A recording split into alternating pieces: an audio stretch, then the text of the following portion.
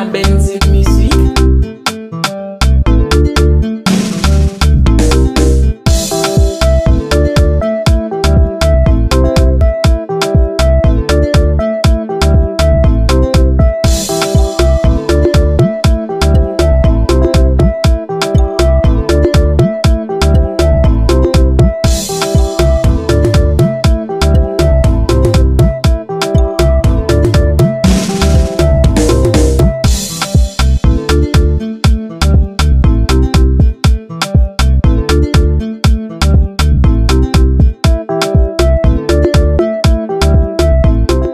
Foli ni tatoli o bɛ kɛ ka ɲɛsin Bulacom lajɛbaga cɛ ani muso denmisɛn ani makɔrɔba an bɛ bɛɛ fo ka bɛɛ tanto ka bɛɛ waleɲuman dɔn nin y'an sigilen ka jamu ka kɛnɛ kan an bɛ min wele ko Bulacom boloɲa Bulacom boloɲa ale bɛ tali kɛ senfili ani bolofili ani ta ka pɛrɛn kan donc bi an munumunutɔ sera an ka belebele dɔ ma an bɛna a ɲininka a tɔgɔ n'a a jamu na ɲininkali kɔfɛ n balimakɛ i ni ɲankuma an balimakɛ i tɔgɔ ani jamu. Ne tɔgɔ Birahima Jara. Birahima Jara. Communément appelé Burabilen. Ah, Maître Burabilen. Ah oui, t'as pas dan. Donc, an bɛ tila ka segin ka na an kinibolo an fan fɛ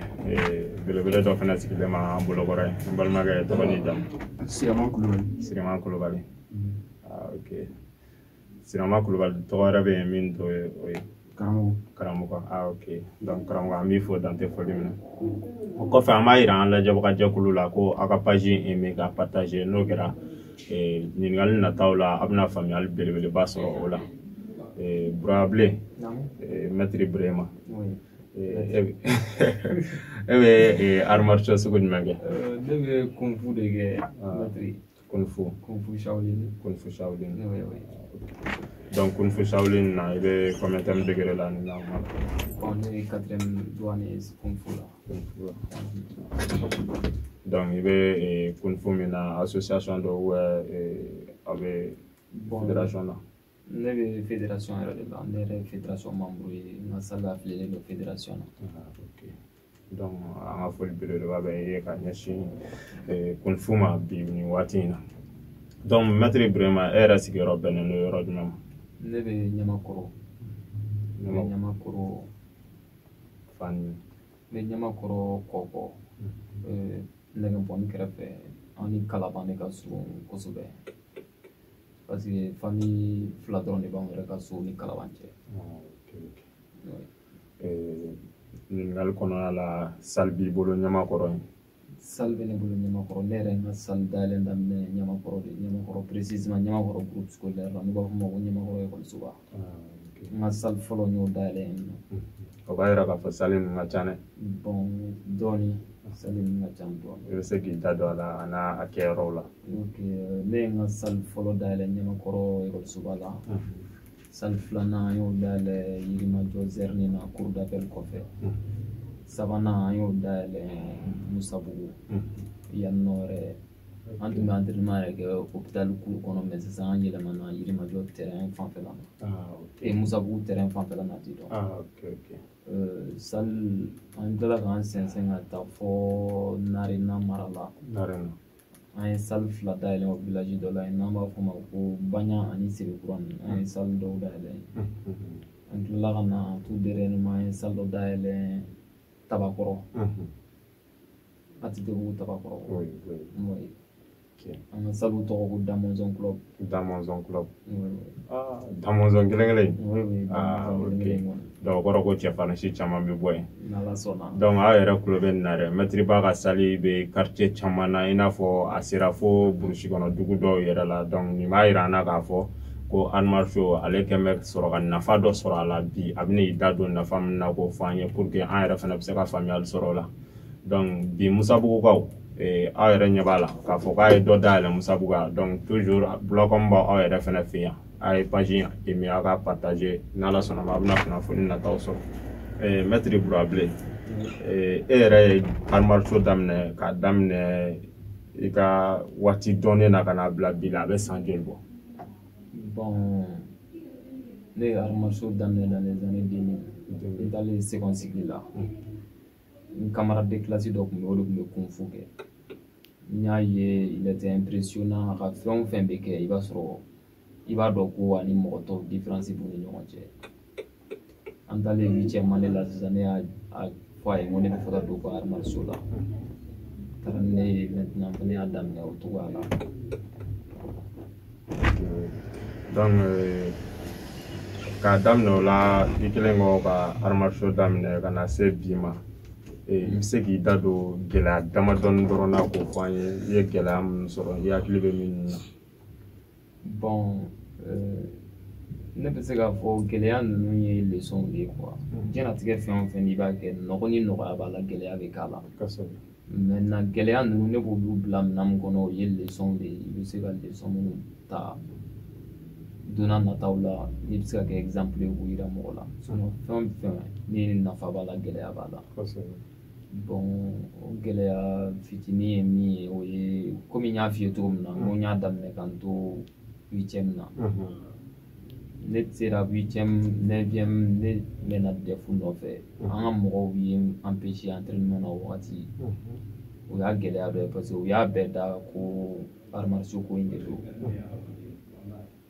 fɔ n yɛrɛ privé arts martiaux yɛrɛ kunna n kun bɛ dɛn ka taa kɛ de o wagati o ye gɛlɛya dɔ ye maintenant n kun b'a la wagati min na fɛnɛ hali n ka kalo sara ne yɛrɛ de tun b'a sara wagati dɔ la a sɔrɔli tun ye problème dɔw ye quoi n bɛ se ka n da don olu gɛlɛya de la n ye minnu sɔrɔ a la. donc a daminɛ fɛnɛ ni bi cɛ i yɛrɛ kɛlen kɔ maître ye i ye mɔgɔ former min ninnu bɛ maître ya minɛn kɔnɔ bi walima i m'o mɔgɔ former fɔlɔ. oui n ye mɔgɔ caman former minnu yɛrɛ ye 3e dan yɛrɛ passé min na dɔw ye 2e dan ye komi min filɛ nin ye n kɛrɛfɛ n ye mɔgɔ caman former.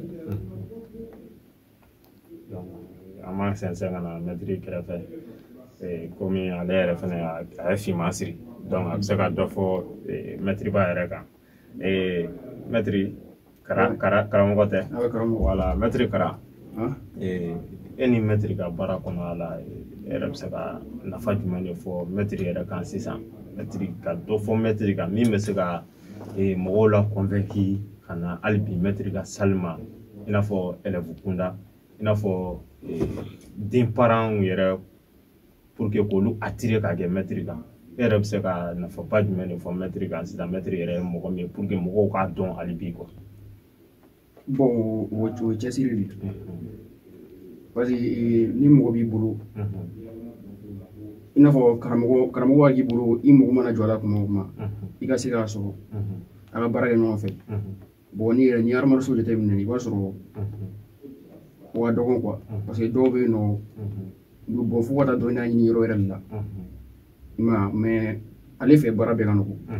donc i mɔgɔ mana jɔ a la technique o technique la ou i mɔgɔ mana jɔ a la événement o événement la donc i bɛ se k'a lasɔrɔ quoi a bɛ se ka baara kɛ ɲɔgɔn fɛ quoi bon en plus hali papier ko ni fɛn caman bɛ yen nɔ donc démarche baden bɛ yen nɔ an yɛrɛ kan ka démarche min kɛ i b'a sɔrɔ ale yɛrɛ b'o tâche caman kɛ aw yɛrɛ place la bon hali ni nana nɔ passer fédération na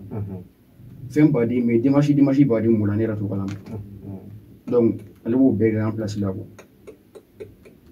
n tora ni b'a faamu voilà bon hali n'i y'a wele kuma dɔw la k'i to yɔrɔ dɔw la ni mago bɛ fɛn dɔw la i n'a fɔ arts martiaux yɛrɛ kɔnɔ urgemment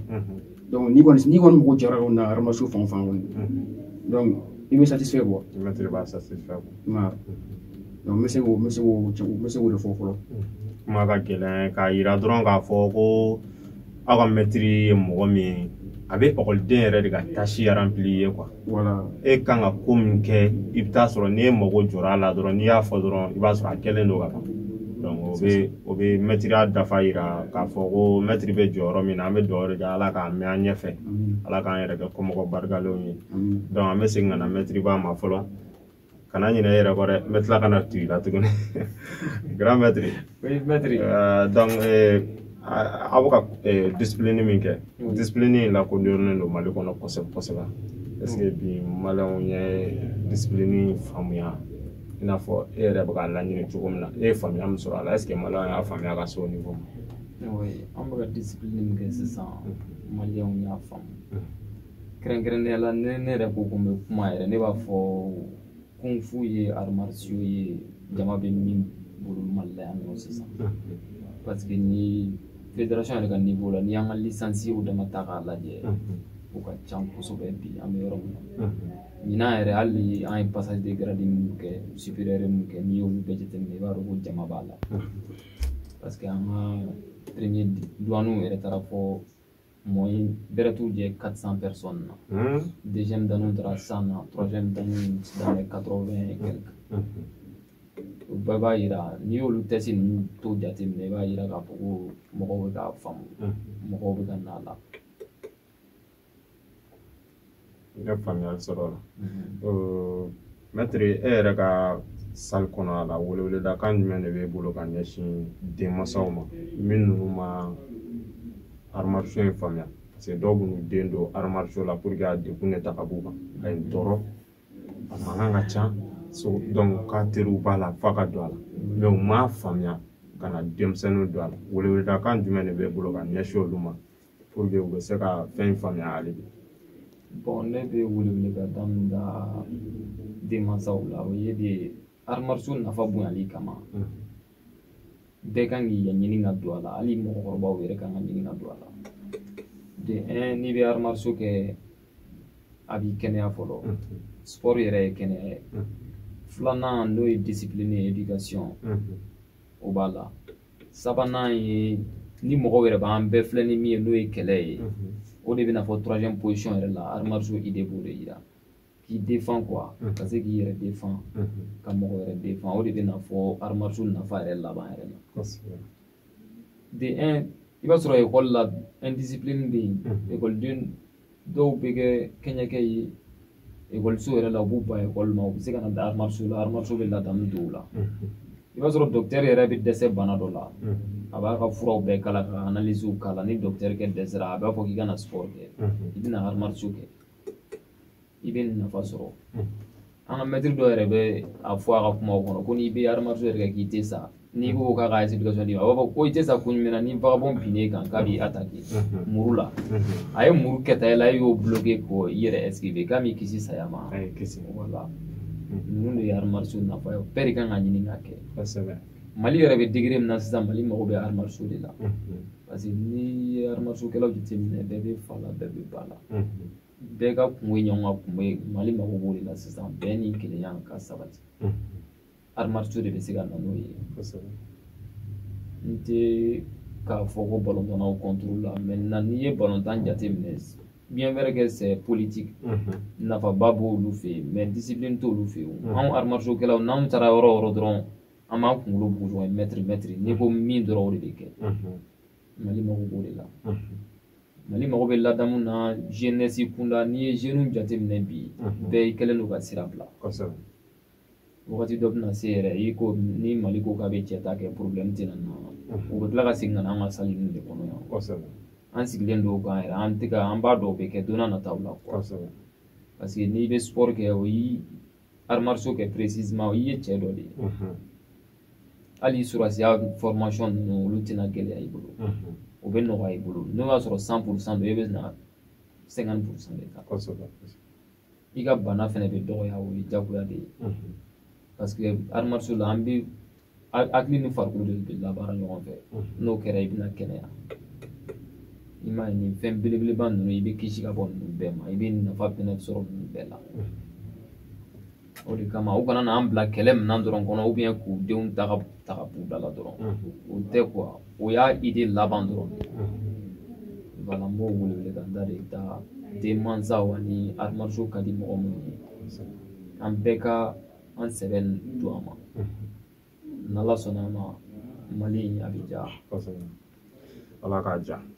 donc a bɛ sira min kan n'an y'an jija o sira kan n'an ma ɲɔgɔn bila fo an ye ɲɔgɔn minɛ a ka ca Ala fɛ Mali bɛna ja donc Ala ka Mali ja maître i bɔra ka i da don salle min na k'a yira k'a fɔ k'i dɔ bɛ yan fɛ dɔ bɛ yan fɛ dɔ bɛ yan fɛ hakilina jumɛn nana ni o ye ka se ka salle dayɛlɛ quartier caman na parce que n'i y'a jateminɛ salle kelen yɛrɛ gérer ma nɔgɔn dɛ mais ne caman dayɛlɛ salo quartier la fo dugu ni dugu donc hakilina dɔ de y'i bila la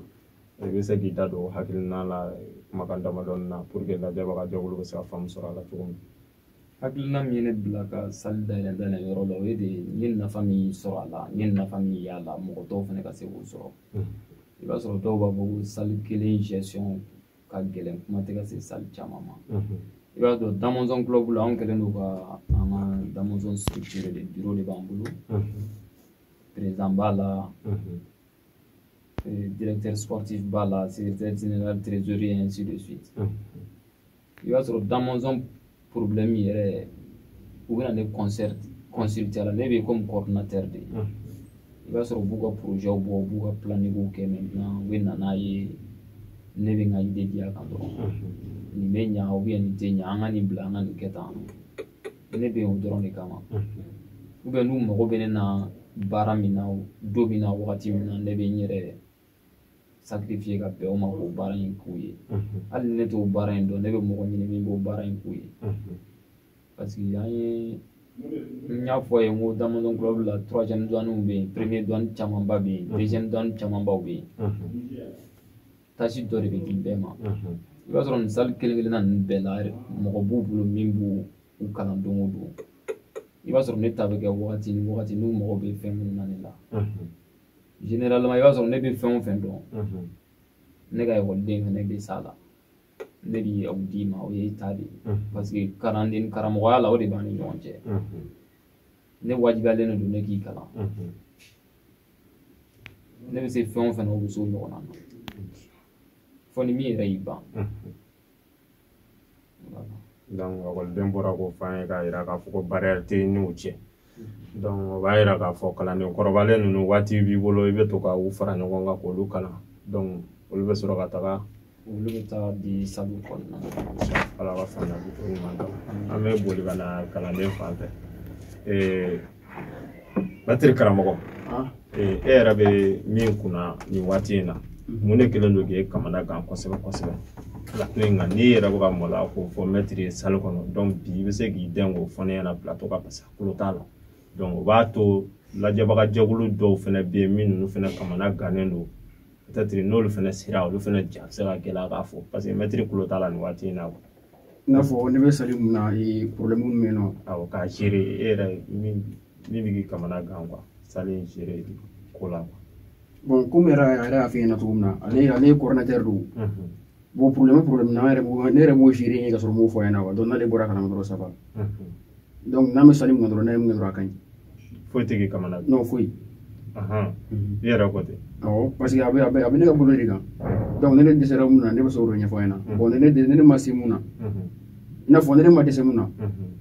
donc ne n'o kɛ quoi o y'o bannen quoi ok mais donc problème tɛ salle kɔnɔ min bɛ k'i degun i ka kuma fɔcogo la bon komi centre supérieur ka cɛ ne kelen tɛ bon ne kɔni nana ne ka côté kɔni na kɔni problème tɛ mun ne dun parce que ne bɛ n ta résoudre yɛrɛ ok donc weleweleda kan jumɛn de b'e bolo ka ɲɛsin jamana ɲɛmɔgɔw ma u bɛ se ka min ta ka ɲɛsin arts martiaux ma kɛrɛnkɛrɛnnenya na an ka maitre baw ma bon u k'u mago don an ka arts martiaux la dɔrɔn parce que hali sɔrɔsiya kɔnɔ arts martiaux b'a kɔnɔ ni sɔrɔsiw ka formateur la arts martiaux kɛlaw b'a la centenaires b'a la u bɛ taa sɔrɔsiw former donc i ni mɔgɔ sa ye kɛlɛ la bali bɛ se ka ban donc i b'a sɔrɔ e ye ne min ye ale tɛ sen fili boloforo la ale ye bolofili don ale ye muru ta i kama donc n'a sɔrɔ e forlen don arts martiaux la e ka teli k'i yɛrɛ bɔ ka tɛmɛ i n'a fɔ mɔgɔ min tɛ fɛn dɔn voilà ka tɛmɛ o tigi kan quoi bon ni an arts martiaux law jateminɛ n tɛ se ka kuma tɔw kan mais ni n kumara n bɛ se ka kuma kunkurunin kan kosɛbɛ parce que n b'o de kɔnɔna na n'i y'a jateminɛ k'a lajɛ i b'a sɔrɔ an ka fédération yɛrɛ kelen don bolo kɔfɛ fɛn ye quoi parce que n'i ye fédération ta k'a lajɛ an ka championnat an ka passation fédération mɔgɔw yɛrɛ de b'a bɛɛ b'u yɛrɛ ka fɔn na bon hali n'aw mɔgɔw jugura dɛmɛ la a dɛmɛ sɔrɔli ye baara ye a dɔw la yɛrɛ a tɛ sɔrɔ championnat la n'an ye championnat national kɛ prix min bɛ kɛ championnat national la médaille ni fɛn fɛn bɛ bɔ i b'a sɔrɔ fédération de b'a ta charge donc n'an kan ka bɔ yan nɔ ka taa i n'a fɔ championnat africaine na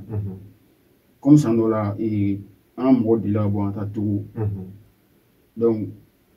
san dɔ la an taara Niger bon salon ta kɛra Sénégal donc n'i y'a voyage la i b'a sɔrɔ hali kuma yɔrɔ la ka billet d'avion yɛrɛ sɔrɔ ka taa o tɛ sɔrɔ fana dɔw ta car la bon hala a hôtel sɔngɔ n'a a dumuni sɔngɔ ninnu ani a fɛn ninnu fɛɛrɛ caman i b'a sɔrɔ fédération yɛrɛ de don k'an ta charge a tɛ i n'a fɔ fédération tɛ lɛtiri kɛ ka sponsor ɲini fédération bɛ lɛtiri kɛ u bɛ dɛmɛ ɲini mais dɛmɛ tɛ na i ma dɔrɔn de b'a faamu bon hali ni minnu taara championnat la Sénégal n'u nana ni jɔnjɔn ye a jɔnjɔn tulu dɔrɔn concerné quoi parce que n'i y'a ta k'a lajɛ i b'a sɔrɔ nation baden de bɛ yen nɔ i b'a sɔrɔ maliyɛnw bɛ yen nɔ sénégalais bɛ yen nɔ